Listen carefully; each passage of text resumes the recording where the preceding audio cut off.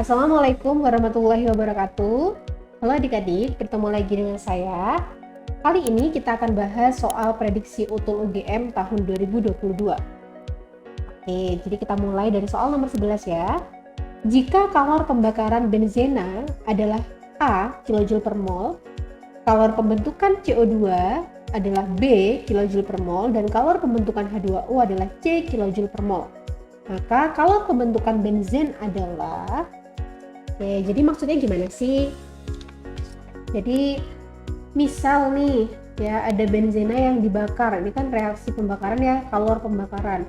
Benzena dibakar itu berarti C6H6. Benzena kan C6H6 dibakar akan menghasilkan CO2 dan H2O.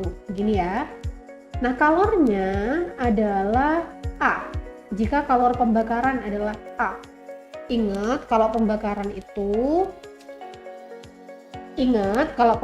itu bernilai positif ya. Berarti jika kalor pembakaran benzena A berarti positif A gitu maksudnya ya. Oke, ini kita setarakan dulu teman-teman. C6 berarti di sini 6, di sini hanya 6 berarti 3H2O. O-nya 6 kali 2 12 ditambah 3 15 ya, berarti 15 per 2 O2. Oke. Terus diketahui delta HFCO2-nya B ya, delta HFCO2 atau pembentukan adalah B, dan delta HF H2O adalah C. Oke, berarti berapakah kalor pembentukan benzen? Kita disuruh nyari delta HF dari C6H6 berapa gitu ya. Ingat, ada rumus mencari delta H menggunakan data delta HF, yaitu delta H sama dengan jumlah delta HF kanan atau produk dikurangi jumlah delta HF kiri atau reaktan, gitu ya. Terus delta H sama dengan yang kanan siapa aja? Yang kanan CO2 sama H2O. Berarti kita jumlahkan, karena di situ CO2-nya ada 6, berarti 6 dikali CO2 terus ditambah 3 dikali H2O ya. Terus kita kurangi dengan jumlah delta HF kiri. Di kiri ada C6H6 berarti C6H61 ya. Sama ditambah 15 per 2 O2 gitu ya. Nah, seperti ini. Kita masukkan delta H-nya teman-teman. Delta H-nya ini bernilai plus A ya, atau A aja. CO2-nya tadi berapa? Delta HF-nya B berarti 6B ditambah H2O-nya C, 3C ya, dikurangi C6H6. Nah, O2 dia sebagai unsur bebas, delta HF-nya 0. Berarti ini ditambah 0 ya. Unsur bebas, ini kan O2 itu unsur bebas ya, berdiri sendiri, delta HF-nya 0. Oke, berarti C6H6 yang dicari kita pindah ruas. Delta HF C6H6 sama dengan 6B plus 3C min A. A-nya pindah ke ruas kanan ya. Berarti hasilnya adalah 6B plus 3C min A, yaitu opsi yang A. Oke teman-teman, seperti itu cara mengerjakan soal nomor 11. Sekarang kita lanjut soal berikutnya. Soal nomor 12, untuk reaksi 2A plus 2B menjadi 2AB diperoleh data sebagai berikut. Oke, di sini ada 3 data. Molnya beda-beda, lalu laju reaksinya juga beda-beda ya. Berdasarkan data di atas, besarnya tetapan laju reaksi adalah tetapan laju reaksi itu K ya. Jadi pada ini persamaan reaksinya, persamaan lajunya berarti K dikali A pangkat X ordenya A dikali konsentrasi B pangkat Y ordenya B gitu ya. Kita disuruh mencari K. Nah, untuk mencari K teman-teman, kita harus cari dulu ordenya. Berarti langkah pertama adalah cari orde X. Cari orde X ya. Menggunakan data berapa? Untuk mencari orde X dan Y, kita menggunakan 2 data. Untuk mencari orde X, berarti kita harus cari data B, konsentrasi B yang sama, biar nanti bisa dicoret sehingga X-nya ketemu, gitu ya. Berarti kita cari, nah ini kita menggunakan data 1 dan 2, soalnya konsentrasi B-nya sama. Berarti kita menggunakan data 1 dan 2, gitu ya. Berarti kan ini V1, V data 1 per V data 2, K per K data 1 sama K data 2 harusnya sama ya, konstanta itu 1 sama 2. Terus dikali konsentrasi A data 1 pangkat X dibagi konsentrasi A data 2 pangkat X dikali konsentrasi B data 1 pangkat Y per konsentrasi B data 2 pangkat Y gitu kan.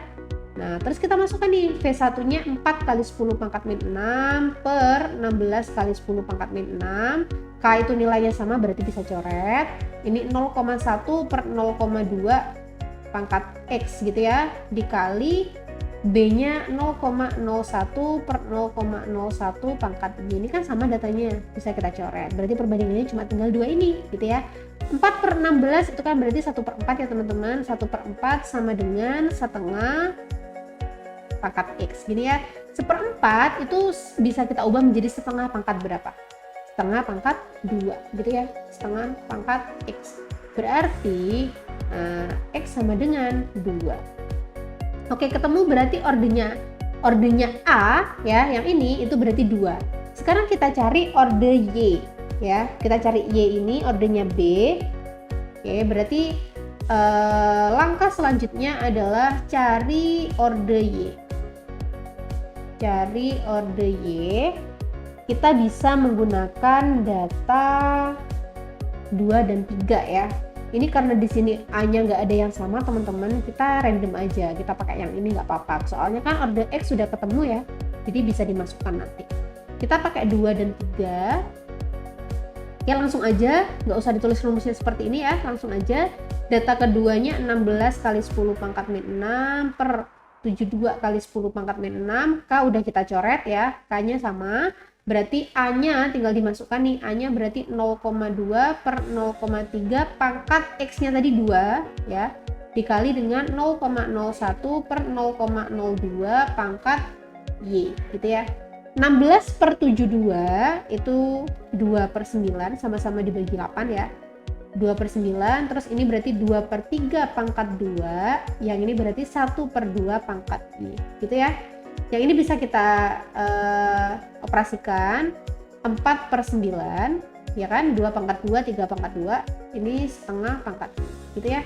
Terus ini bisa dikali silang, berarti 2 per 9 dikali 9 per 4 ya, sama dengan setengah pangkat Y. Coret-coret berarti tinggal 2 per 4, ini kan jadinya 1 per 2 ya.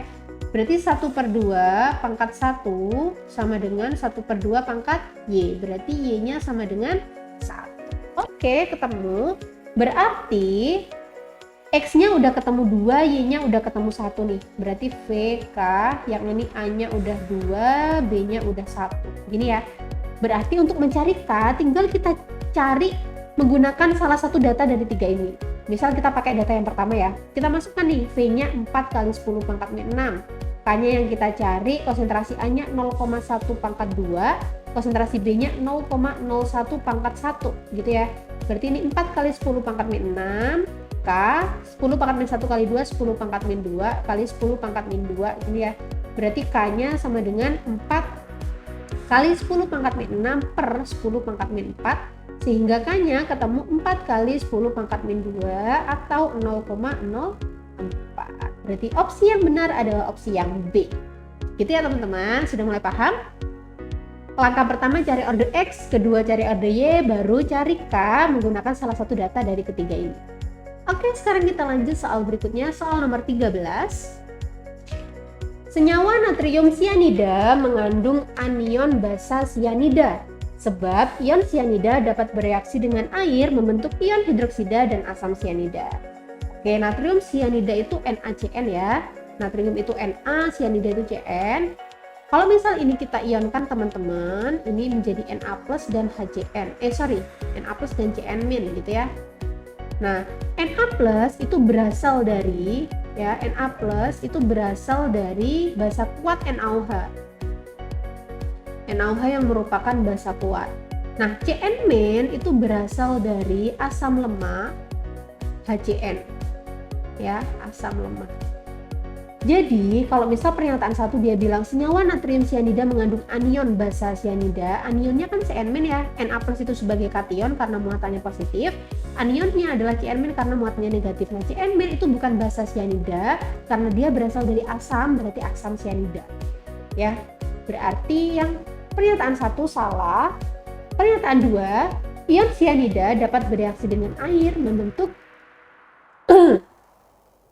cyanida dapat bereaksi dengan air membentuk ion hidroksida dan asam cyanida. Oke, karena di sini CN- itu berasal dari HCN asam lemah, maka asam lemah itu bisa dihidrolisis. Ion dari asam lemah itu bisa dihidrolisis dengan air ya. Berarti CN- direaksikan dengan air itu akan membentuk asam lemahnya yaitu HCN. Berarti kalau hanya di sini berkaitan dengan CN, OH-nya di sini pas ya menjadi OH-. Berarti benar, ion cyanida ini dapat bereaksi dengan air membentuk ion hidroksida dan asam cyanida. Betul. Berarti pernyataan 2 betul. Salah benar jawabannya berarti yang do ya. Pernyataan salah, alasan benar. Gimana teman-teman, mudah kan? Oke, sekarang kita lanjut soal berikutnya. Jika sepotong tembaga dimasukkan dalam larutan FeCl2, maka akan menghasilkan H2 sebab tembaga merupakan oksidator yang lebih kuat daripada besi. Oke, jadi misal nih Cu ya, aku reaksikan di FeCl2, maka dia akan menghasilkan gas H2. Maksudnya gimana? Sesuatu yang menghasilkan gas H2, dia itu namanya reaksi oksidasi. Ingat ya, oksidasi itu ada beberapa pengertian. Yang pertama adalah reaksi pelepasan H2. Kalau dia menghasilkan H2 berarti reaksinya oksidasi. Yang kedua adalah penangkapan oksigen. Ya, yang ketiga adalah kenaikan Bilox. Jadi reaksi oksidasi bisa dideskripsikan menjadi 3 jenis seperti ini ya. Pelepasan H2 itu namanya reaksi oksidasi, penangkapan oksigen juga reaksi oksidasi, kenaikan Bilox juga reaksi oksidasi gitu ya. Berarti kalau misalnya sepotong tembaga Cu dimasukkan ke dalam FeCl2 akan menghasilkan H2, berarti Cu-nya akan mengalami oksidasi, maksudnya gitu. Terus kita disuruh ngecek apakah benar Cu ini mengalami oksidasi gitu loh. Oke, sekarang kalau misal kalian hafal direct volta teman-teman, harusnya udah hafal ya. Fe ya itu letaknya di sebelah kiri daripada Cu.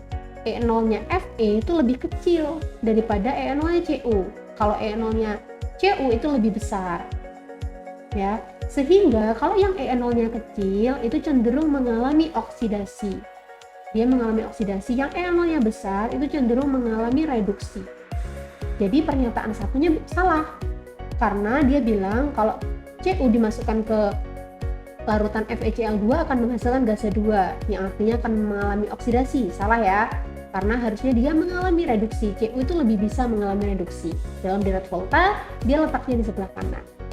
Oke, berarti pernyataan satu salah sebab tembaga merupakan oksidator yang lebih kuat daripada besi. Benar. Semakin ke kanan ya, sifat oksidatornya semakin kuat. Oksidator itu berarti dia mengoksidasi orang lain, mengoksidasi zat lain. Bener kan?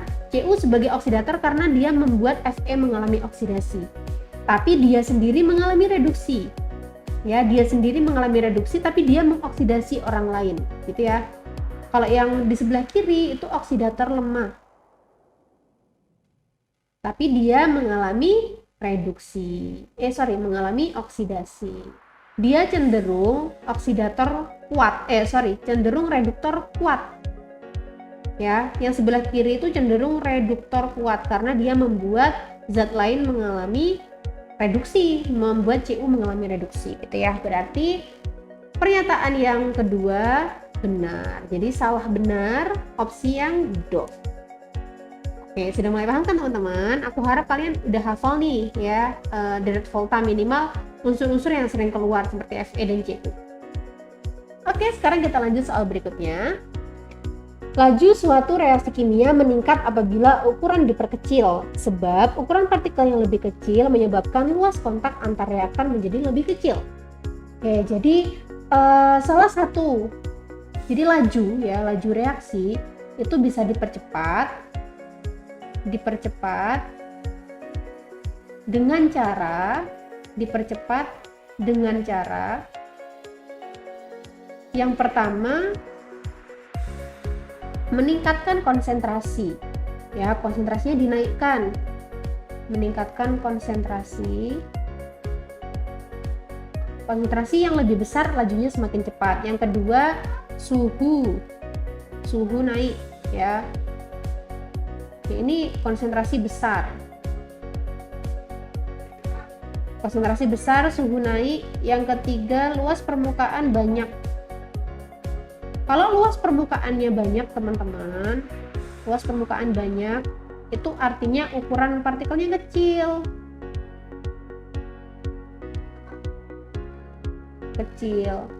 Jadi serbuk ya, itu lajunya akan semakin kuat. Lajunya cepat daripada kristal padatan gitu. Lajunya lambat gitu ya.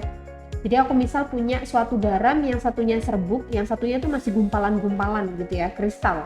Nah, lajunya akan semakin cepat yang serbuk karena luas permukaannya banyak. Ya, ukuran partikel kecil itu kan berarti luas permukaannya semakin banyak.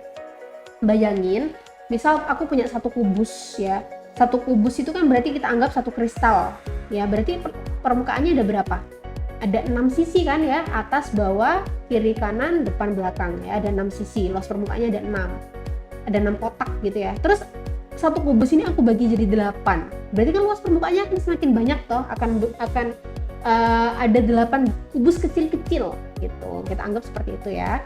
Jadi pernyataan 1, laju suatu reaksi kimia meningkat apabila ukuran partikel diperkecil. Benar. Ya.